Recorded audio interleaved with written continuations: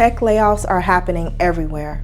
In other news today, we have more layoffs coming to multiple Bay Area tech companies. Both Salesforce and Cruise and Workday announced they're going to make cuts. And the harsh truth is, no one ever sees them coming until it's way too late. Even if you think you're safe, when companies decide who to cut, most people have no idea what puts them in danger. If you don't understand what really determines who stays and who goes, you could be next. I've seen it happen firsthand.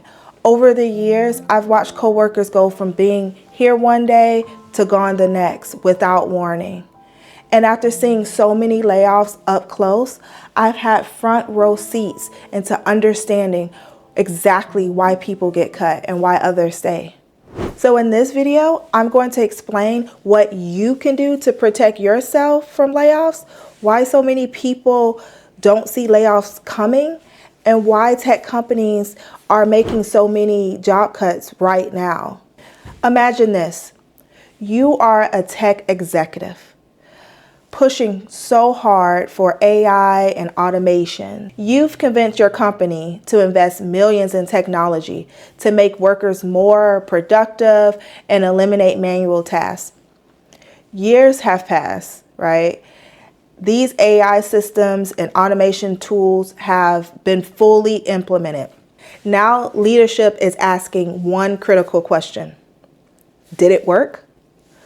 Was this investment worth it? How do you even prove that AI and automation actually delivered results? It's simple. You lay off employees to show that the company can be just as profitable with fewer employees. And this isn't just a hypothetical story. It's already happening. They're not hiding it anymore. Look at this article about Microsoft. They're shifting towards automation, and many jobs that once required humans are now being handled by AI. But AI isn't the only reason jobs are disappearing. Let's talk about eggs. Yes, eggs. Because if you've been to the grocery store lately, you've probably noticed how expensive eggs have gotten. If times are tough, you have a decision to make. Do you go for the Walmart brand eggs to save money? Or do you still buy the organic eggs because they still have more value to you? Now think about this from your employer's perspective.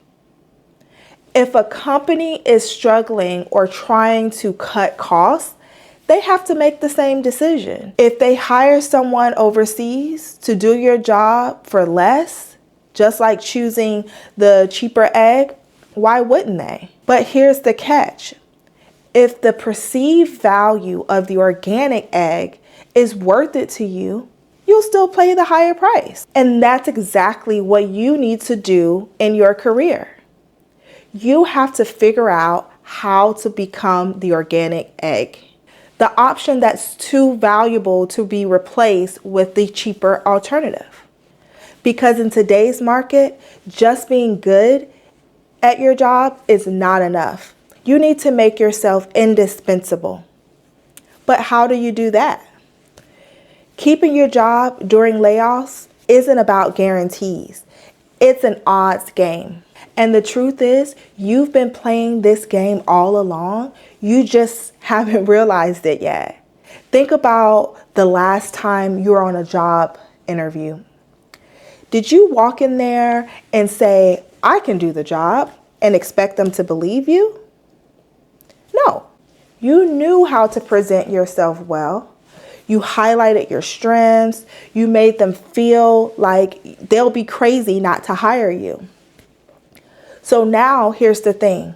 That game never stops. Most people think once they're hired, they don't have to play the game anymore. But that's where we go wrong. They get too comfortable. The people who keep their jobs during layoffs aren't just good workers. They are the ones showing their value. They make themselves indispensable and keep reminding leadership why they are too valuable to cut. So now I'm going to break down what you can do to protect yourself. and how you can actually increase your job security starting today. Now, if you really want to beat the odds of layoffs, I go much deeper into these strategies in my course where I give you, provide templates to help you take action immediately. The link is in the description. But for right now, let's talk about the things you can do right now to decrease your layoff risk and increase your job security. Number one, layoffs aren't always about poor performance. Companies cut based off of costs, priorities, strategic shifts within the organization. If you think I am doing my job well, I'm safe, you might be blindsided. So you need to align your work with the business priority, not just your day-to-day tasks. Make sure leadership knows why your role directly contributes to the company's success. Number two, if your job is purely execution-based, it might be the first to go. You will need to learn skills that AI can't easily replace, like problem solving, leadership skills, cross-functional collaboration. Take on products that involve strategy and decision making and not just task execution. Number three, when layoffs happens, leadership is not just looking at who's performing well. They're looking at who is worth keeping from a financial standpoint. If a company can pay someone less to do your job, you are at risk. So increase your perceived value by taking on more impact work. Number four, just like in that job interview, once you're hired, you can't stop selling yourself. Layoffs aren't random, they're planned. Always be networking, upskilling, even if you feel you're safe. Make sure your company sees you as the long-term asset, not just an employee. But even if you avoid layoffs, that's just step one. Once you have avoided the layoffs, the real question is, how do you get the pay and career growth you actually deserve? So in my next video, I reveal the biggest reason that keeps you underpaid.